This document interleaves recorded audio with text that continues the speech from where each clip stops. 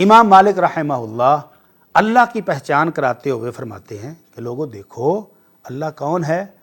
چاروں طرف دیکھو کتنے جانور ہیں، کتنے پرندے ہیں، مختلف بولیاں بول رہے ہیں، ہر کوئی اپنی اپنی بولی بول رہا ہے اور دوسرے کو سمجھ آئے یا نہ آئے خوبصورت نغمات وہ بھی گا رہے ہیں، اپنے مالک کی توحید کے نغمے وہ بھی گا رہے ہیں۔ تو کیا تمہارا کیا خیال ہے کہ ان لاکھوں کروڑوں پرندوں، جانوروں، انسانوں، جنوں کی یہ جو مختلف بولیاں ہیں یہ بغیر کسی خالق کے ہو سکتی ہیں؟ یقیناً ان کو پیدا کرنے والا اور یہ خوبصورت بولیاں، یہ خوبصورت نغمات دینے والا ایک اللہ موجود ہے۔ امام شافعی رحمہ اللہ نے یہی بات سمجھاتے ہوئے کہ یہ کائنات خود بخود کسی حادثے کے طور پر وجود میں نہیں آئی، اس کا ایک خالق ہے، ایک مالک ہے، ایک مدبر ہے، ایک چلانے والا ہے، اور وہ ہے اللہ عز و جل۔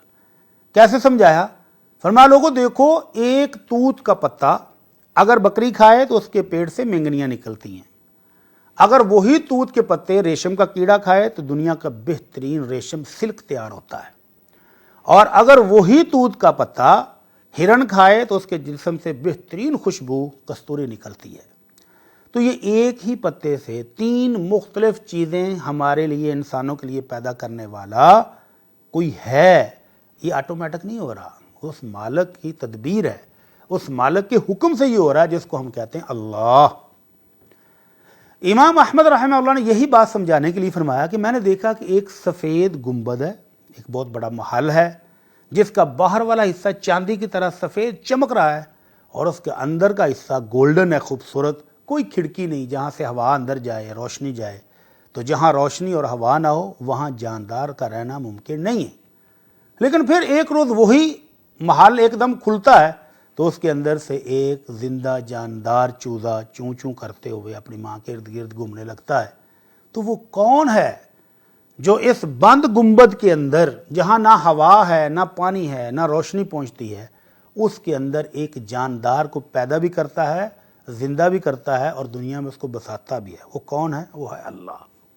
وہ لوگ جو اس اللہ کو نہیں پہچانتے، اس کی قدر نہیں کرتے، اس پر ایمان نہیں لاتے، ان کو قرآن دعوت فکر دے رہا ہے کہ یا ایھا الناس اعبدوا ربکم، اے لوگو اپنے رب کی عبادت کر لو۔ اور امام ابو حنیفہ رحمہ اللہ نے ایک ایسے ہی شخص کو جو مانتا ہی نہیں ہے کہ اس کائنات کو کچھ چلانے والا، وہ کہتا خود بخود چل رہی ہے۔ ایک حادثہ ہوا تھا ہزاروں لاکھوں سال پہلے، اور اس حادثے کی وجہ سے کچھ کہیں چاند بن گیا، کہیں سورج بن گیا، کہیں زمین بن گئی، کہیں آسمان بن گیا، کہیں کھیت بن گئے، کہیں درخت لگ گئے، کہیں نہریں بن گئی۔ تو وہ کہتا آٹومیٹک ہو گیا یہ۔ تو امام صاحب اس کو سمجھانے کے لیے کہتے ہیں ذرا ٹھہرو، میں سوچ رہا تھا کہ ایک بہت بڑی کشتی ہے، سامان سے بھری ہوئی ہے، لوگ اس میں بیٹھے ہیں، لیکن ملاح کوئی نہیں،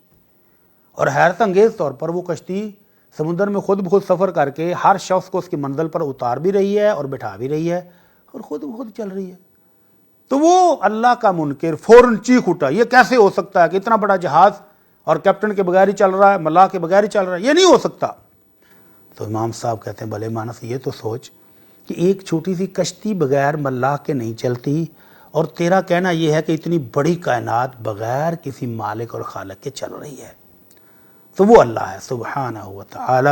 جو اس پوری کائنات کو چلا رہا ہے، جس نے پیدا کیا، جو اس کو رزق دے رہا ہے، جو اس کی خوشی اور غمی، اس کی خوشحالی اور تنگحالی، اس کی صحت اور تندرستی، اپنے انسان کی ہر چیز کا وہ مالک ہے۔ اگر اس کو دکھ پہنچ جائے تو دکھ کو خوشی میں بدلنے والا بھی وہ ہے، اگر اس کا نقصان ہو جائے تو اس نقصان کو پورے کرنے والا بھی وہ ہے، اگر یہ بیمار ہو جائے تو تندرستی دینے والا بھی وہ ہے، اگر رزق کی کمی آ جائے تو فراوانی دینے والا بھی وہ ہے۔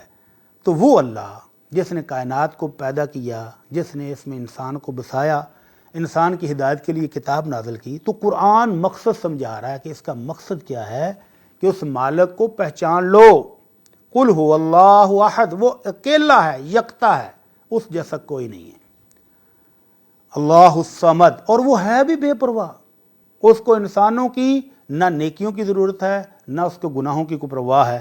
اگر یہ نیکیاں کرے گا تو اس کا اپنا فائدہ ہے، گناہوں سے بچے گا تو اپنا ہی فائدہ ہے۔ تو وہ مالک جو اکیلا ہے، بے نیاز ہے، اس کو نہ اولاد کی ضرورت ہے نہ والدین کی ضرورت ہے، اور اس جیسا تو ہے ہی کوئی نہیں۔ مالک یہ چاہتا ہے کہ اس کے ساتھ ایمان لانے والے کی توحید ایسی خالص ہو کہ نہ اس کی ذات میں، نہ اس کی صفات میں، نہ اس کی عبادات میں کسی قسم کا کوئی شرک، کوئی ملاوٹ نہ ہو۔